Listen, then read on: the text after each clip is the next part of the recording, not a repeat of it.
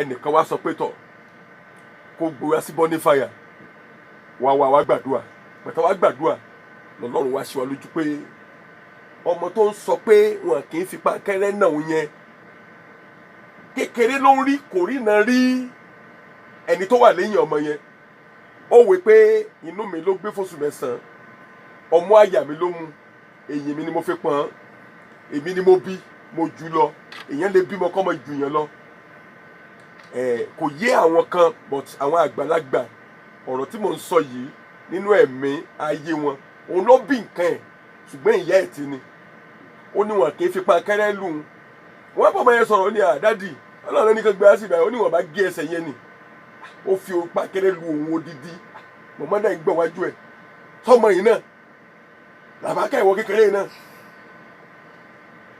ibi tó rí mọ́ nìyẹn ṣẹ̀gẹ́tì mi ń sìn bàtà wá gbàdúrà ọlọ́run dá èdè yẹn ó wò sàn tó kí ni mo sọ̀rọ̀ ni pé tá bá ń sọ̀rọ̀ nípa àlá à ń sọ̀rọ̀ nípa ìgbésí ayé ẹ̀mí lédè English à ń pè ní spiritual life ìgbésí ayé ẹ̀mí yẹn ni pé àwa ènìyàn a ní physical aspect of our life a dẹ̀ ti ní spiritual a ní ẹran ara mi mo ṣe sọ lédè Yorùbá kó lè yé wa a dẹ̀ ti ní ẹ̀mí yẹn ní spiritual rain ẹ bá dẹ́ nìkan lọ sínú ẹgbẹ́ ńsìn kò lọ nípa tara nípa tẹ̀mí ni bá a ṣe ní ẹ̀mí ti ẹ̀mí mímọ́ bẹ́ẹ̀ náà láti ní negative spirit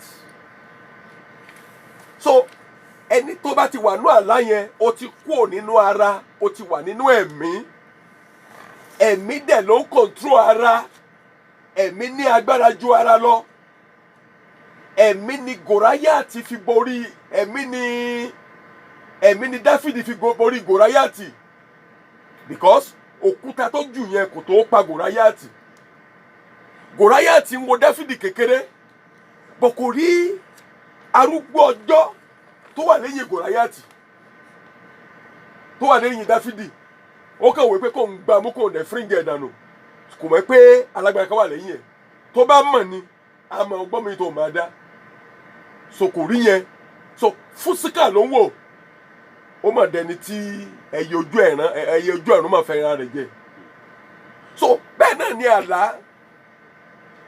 nígbà tá a bá gbóúnjẹ wá lójú oorun wá ní tọ̀ ilé tó yẹ kó kọ́re o wá dẹ̀ pèsè rẹ̀ ìgbà kó jẹ́ wá dẹ̀ jẹ́ kò sóru iṣẹ́ tẹ́ni yẹn lè ṣe láyé kò lè rí ilé kọ́ tó bá bẹ̀rẹ̀ rẹ̀ àkókò ló máa kọ́ àyàfi tó bá tó gbàdúrà oúnjẹ tó fún yẹn tó bá tó bàjẹ́ ẹlòmíì oúnjẹ ojú oorun náà fi gbà láàfíà lára rẹ̀ àwọn tó wà ní hospital ńláńlá yẹn ẹ lè ṣe ẹlẹ́rìí sí ọ̀rọ̀ tí mo ń sọ yìí àwọn àìsàn kan wà tó bá ti débi àìsàn kan àwọn dókítà gan ní ẹ lọ fi ẹsẹ̀ létọ̀ ẹsẹ̀ létọ̀ sọ ni pé ó ti kú òní nǹkan tí ọpọlọ ènìyàn tó lè wòsàn ẹ ní di supernatural láti wòsàn so ohun tá ń pè ní àlá nìyẹn ọ̀pọ̀lọpọ̀ á sọ pé àlágọ̀ àwọn àbá ìgbà yẹn àwọn ò gbàgbọ́ pé àlágọ̀ ẹ wo ni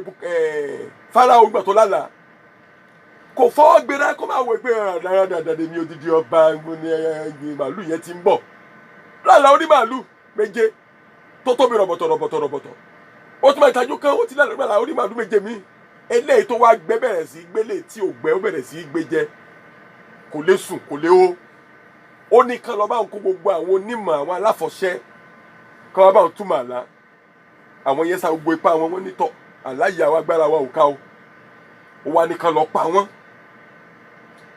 àánú wá ṣe ọ̀kan lára ìjòyè ọba pé àwọn wọ̀nyí ní fámìlì wọn náà ọmọ wọn níyàwó ààrẹ tó dé àlákápá wọn mà òun ní ẹnìkan nígbà tó ń ní ìṣòro tó ń lọ sí ọgbà ẹ̀wọ̀n àwa náà lálàá ni o olórí aláṣẹ àtòlérí agbọ́tí àjọ lálàá àlá tèmi ńlá ló gbé mi débi báyìí àlá tí kejì ńlá òun la gé orí ẹ̀ ṣẹ̀ wá rí iṣẹ́ tá là ń ṣe báyìí àwọn méjì lálàá àlá ẹnìkan dá padà sí ipò ọlá àlá ẹnìkan ó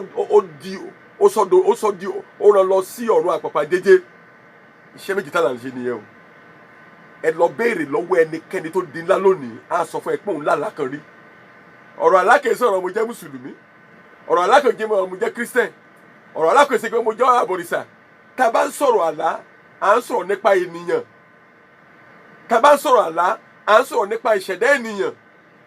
Mo wà ní chọ́ọ̀chì wa ní Ìjẹ̀bú Òde lónìí, mo ń sọ fún wọn pé tá a bá ń sọ̀rọ̀ nípa ìràwọ̀ àti àyànmọ́ kì í sọ̀rọ̀ ẹ̀sìn, Ọlọ́run ló ń fún yàn. Tẹ́ bá dé Thailand ẹ rí àwọn multi-billionaires Hindus náà ṣe ń bẹ̀. Tẹ́ bá dé China Amazon kò lọ chọ́ọ̀chì rí, kò kírun rí, kò lọ chọ́ọ̀chì láyé ẹ̀, kò kírun rí, kò mọ nǹkan tó ń pè ní Muhammadu, kò mọ nǹkan tó ń pè ní Jésù. Òòṣà ló ń bọ, and is the richest man now on earth. Àfúnlátọ̀run ni.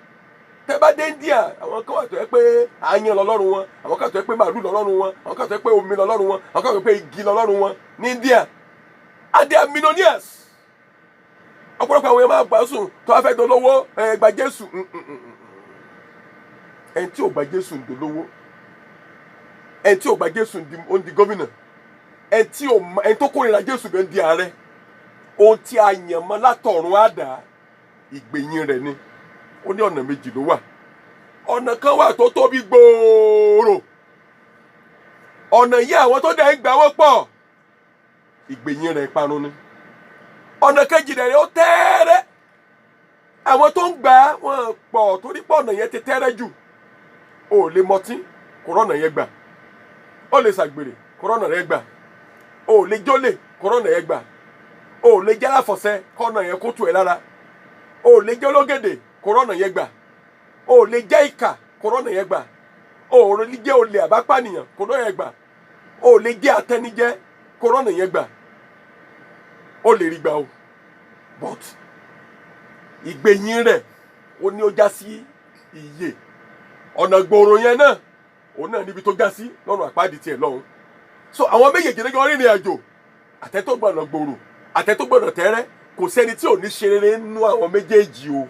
Àti Kàndé, ibi tó ní kálukú máa parí ìrìn àjò ẹ̀ sí láyé ló yàtọ̀.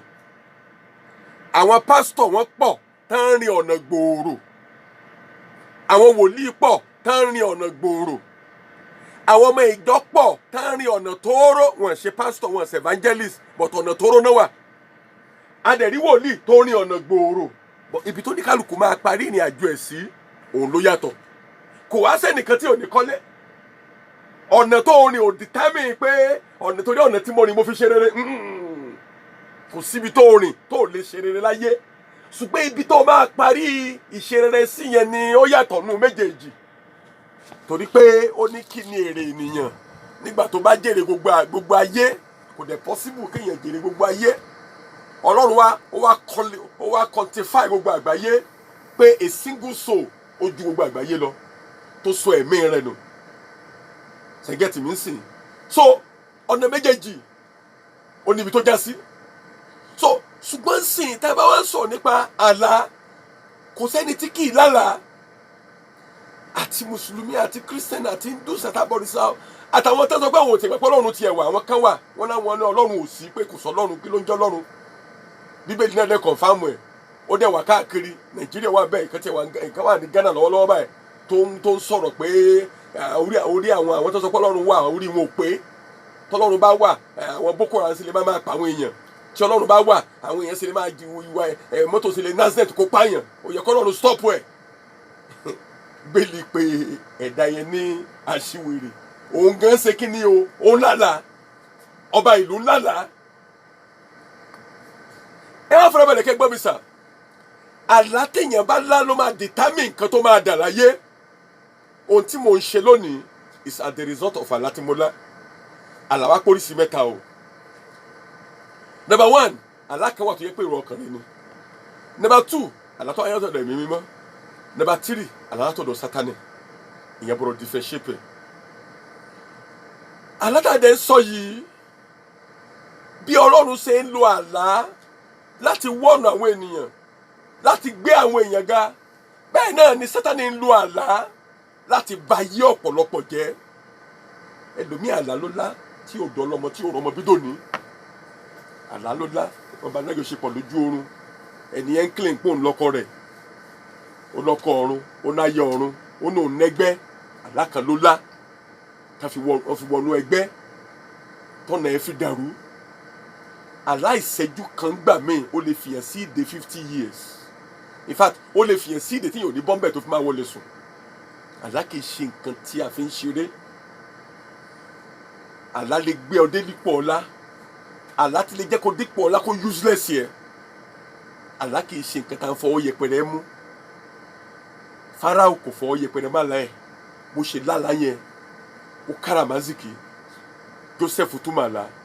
Àlá yẹn ni ò bá gba ayé Fáráò jẹ́, kò bá dolóṣì màmá gbọ́ lọ́rùn. Ṣùgbọ́n torí pé ó ti gbàdúrà, ó gbọ́ ìtọ́ni. Bàbá kọ́ba ó pẹ́ o, ọdún 7 ọ̀pọ̀ á wà, ọdún 7 ìnira á wà. Kí la máa ṣe? Ọdún 7 tí ọ̀pọ̀ máa wà yẹn ká kó nǹkan pamọ́. Ọdún 7 tí kò ní sí, a bẹ̀rẹ̀ sí lo nǹkan tá a bá kó pamọ́. O tó save ẹ̀ nìyẹn. Àlá ní agbára. Ní ọ̀la ìwọ tó ń jẹun lójú àlá, bó tún jẹ́ pé ilé ìwé tó ti jáde tipẹ́tipẹ́ ló ti ń ríra rẹ̀, bó tún jẹ́ pé agboolé bàbá tó bí ọ ló ti ń ríra rẹ̀, bó tún jẹ́ pé oko tó ń gbé ńgbà kan ló ti ń ríra rẹ̀, ìwọ tó ń bá lò pọ̀ lójú oorun, ọ̀la yẹn a pè ní deliverance. Oníjẹ́ kí n lọ gbé bàbá wòlíì tó jẹ́ pé iṣẹ́ ìránṣẹ́ tọ́lọ́run tó gbélé wọn lọ́wọ́ ni deliverance minister. Kò sẹ́ni tí ò mọ̀ wọ́n ní gbogbo ìgboro Àkúrẹ́. Ara àwọn ọmọ bàbá Ọbádáre ni. Tẹ́ bá gbọ́ wòlíì kan tọ́lọ́run bẹ̀rẹ̀ sí lò ní ọmọ ọdún 8 òun lájọ wà. Ọ̀pọ̀lọpọ̀ yìí máa mọ̀ wọ́n gbà tó sì kéré, òtún àwọn náà ti dàgbàlagbà ń sìn. Ọmọ ọdún 8 tó mi gbogbo Nàìjíríà ń gbà yẹn, àwọn lájọ máa ṣe ìsọjí ní àárọ̀ ọ̀la ní Bonify ní aago 9. Bàbá yóò dára fún yín, yẹ káwọn èèyàn gbóhùn yín sà. Á dáa fún yín gbogbo ẹni tó ń gbóhùn mi lálẹ́ yìí. Àlá tẹ láyẹn gbogbo àlárí rẹ yóò wá sí ìmúṣẹ. Àmín. Àlá ibi ní orúkọ Jésù, ẹ̀yẹ Jésù yóò parẹ́. Àmín. Wàá rí àánú gbà. Àmín. Wàá rí àánú gbà. Àmín. Gbogbo àlárí tó lá agbára tó ní kò ní wá sí ìmúṣẹ, agbára náà kò wọnú èdè. Àmín. Kẹrí àánú gbà. Àmín. Tó bá di àárọ̀ ọ̀la mo fẹ́ ká pàdé, ẹja pàdé àwọn wòlíì, àwọn bàbá wa náà máa wà ń bẹ̀, àwọn ìránṣẹ́ Ọlọ́run máa wà ń bẹ̀ lọ́la. Mo gbàgbọ́ nínú Ọlọ́run pé Ọlọ́run máa ìtúsílẹ̀ máa wà. Bíbélì sọ nínú Ọbàdáyà 1:17, ó ní orí òkè Síónì ní ìwà mímọ́ yóò wà. Ó ní bẹ́ẹ̀ ni ìtúsílẹ̀ yóò sì wà. Ó ní àwọn alálẹ̀ Jákọ́bù wọ́n gba ìní wọn.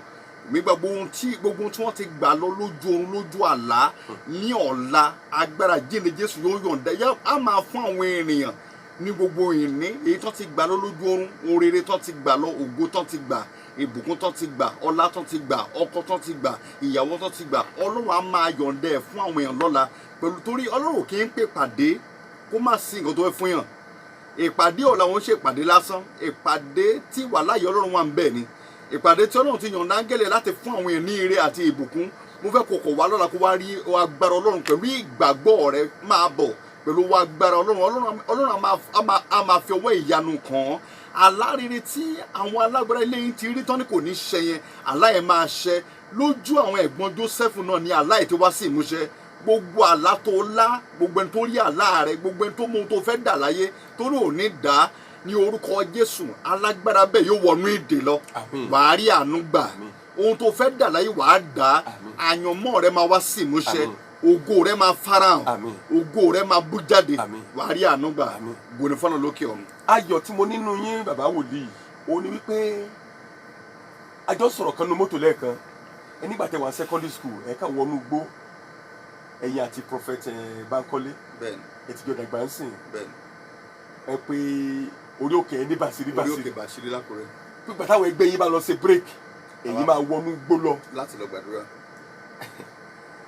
Àánú ńlá lẹ́yìn rí. Sẹ́wọ́n ní nǹkan tó múnú mi dùn pẹ̀lú yín pé ẹ bá Jésù Kristi wá láti ọmọ ọdún 8, áńgẹ́lì Ọlọ́run yọ sí yín, ẹ dẹ̀ sì dúró nínú ìfẹ́ rẹ̀ dì sín. Nǹkan ńlá ni ẹ lè máa appreciate ẹ o. Kò easy kọ́lọ́run máa lò yín láti ọmọ ọdún 8, ìmí Sátánì àti gbọ̀n dànù. Bẹ́ẹ̀ni. Ó láwọn tájọ bẹ̀rẹ̀ ìrìn àjò yìí, ìmí ti di adáhunṣe. Dáadáa. Ìmí ti babaláwo. Dáadáa. Ó sì ń wọ kọ́là o, ó dẹ̀ sì ń wọ kóòtù o, ó ti di elétò tó ti ń gún orí eku àtòrí gbogbo ẹ̀ pọ́ mọ́ra pé wọ́n láwọn ń ṣiṣẹ́ wòlíì. Adẹ̀jọ bẹ̀rẹ̀ báyìí náà ni. Kékeré làwa ti bẹ̀rẹ̀. Mo rántí tèmi èmi ti ẹ̀jú yín lọ díẹ̀ ńgbà náà, mo wà 14 years. Ọmọ ọdún 14 láti jọ ń ké pe Jésù tàjọ wọnú igbó. Kí ni káwọn bá tó máa ń gbà mí ni pé kí ló ń tìyàn nígbà yẹn? a sanwó school fees, a ní ìyàwó tó fẹ́ bímọ, a ní kinní kan, a ní máa gbàdúrà 14 hours 13 hours. Ohun tán pè ní ọwọ́ Ọlọ́run nìyẹn. bẹ́ẹ̀ni Gbà tí mo wá rí ìkejì yín Prophet Bankole, tí mo rí ọwọ́ tọ́lọ́run ń lò nú ayé ẹ̀, tí mo wá ti rẹ́yìn náà ọwọ́ tọ́lọ́run ń lò nú ayé tiyín náà, mo wá ti rẹ́mi náà, mo ní we just have to thank God. Àárọ̀ ọ̀la yìí máa ní agbára. Ọlọ́run tó pè wá láti kékeré wa. Ẹnìkan máa sọ pé ìgbà tó ń mutí òun mu sìgá, mi sọ pé wọ́n ṣe kí ni àwọn ò bá wọn mú rí.